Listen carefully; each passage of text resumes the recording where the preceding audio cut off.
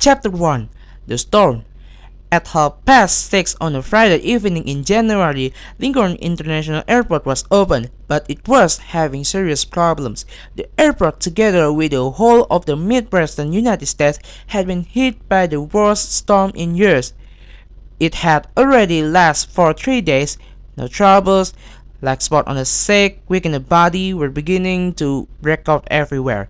A truck carrying 200 diners was lost in the snow somewhere on an airport service road, and so far the search for it had been unsuccessful. At least 100 flights were delayed, some by many hours. Out on the airfield, runway 30 was out of use. It was blocked by an aerial Mexican plane which lay sideways across it. The front wheels were stuck in the deep mud which lay under the snow near the edge of the runway. Aero Mexican had tried hard for 2 hours to move it, but without any success. Now they were asking TWA to help them. The loss of runway 30 made the work of air traffic control even more difficult than usual. With 20 planes waiting to land, they were delaying takeoffs. The airfield seemed to be full of waiting planes. Inside the main passenger terminal, too, there were crowds of impatient people waiting beside their piles of luggage. Even the large notice on the roof of the terminal, Lincoln International Airport, was hidden by the snow. Mel Bakersfield was surprised that the airport was still open. Mel was the airport general manager. He was a tall, powerful man. At the moment, he was standing by the snow control decks, high in the control tower. Usually, you could see the world airport from here.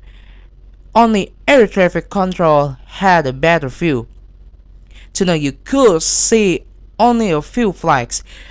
This was an unusually hot winter.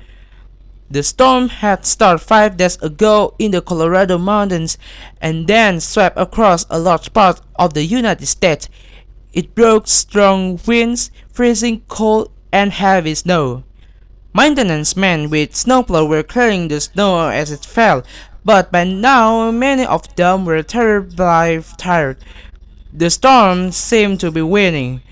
Danny Farrell was at the snow control decks talking to the maintenance snow center by the radio phone.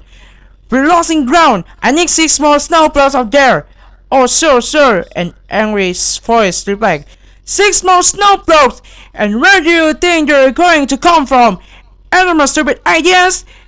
"We sent 4 plows out of the mine that truck," Danny said.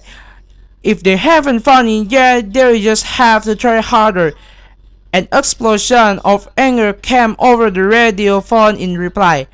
Men knew how easily tempers were lost under these conditions.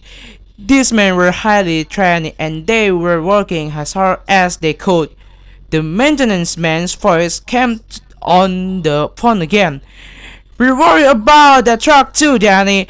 The driver could freeze to death. He won't die of hunger, dog, if he has any sense." "These surge will block the surface roads," Danny told Mel. "You will get plenty of complaints about that." "I know," Mel said. Airport managers were used to complaints. The most important thing was to save the life of the driver. For a moment he wished that they could sit down and help Danny. Mel needed action. The cold weather was making his bad foot. An old war wool from Korea itch.